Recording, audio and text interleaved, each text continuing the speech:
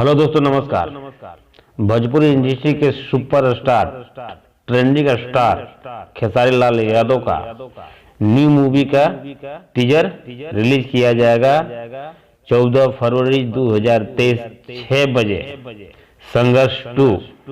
तो आपको मालूम होना चाहिए कि इस मूवी को 3-4 देश में शूट किया गया है और ये मूवी भोजपुरी इंडस्ट्री में तहलका मचाने वाला है।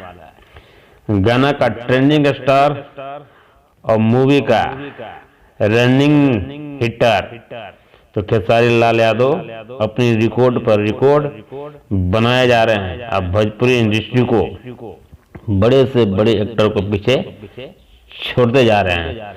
तो दोस्तों, तो इस मूवी किस तरह से भोजपुरी इंडस्ट्री में आगे बढ़ाने का काम करेगा और किस तरह से ये मूवी परफॉर्मेंस करेगा, ये तो देखने की बात है।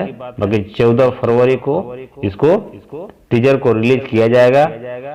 तो जो भी खेसारी लाल यादव का सपोर्टर हैं या फिर फॉलोअर हैं, ये तो आपको जानकारी होना ही चाहिए। तो इस जानकारी लेकर मैं आपको आया हूँ।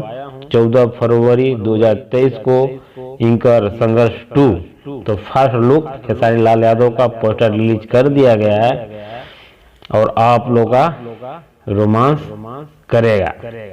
तो आपको देखने लायक भी है।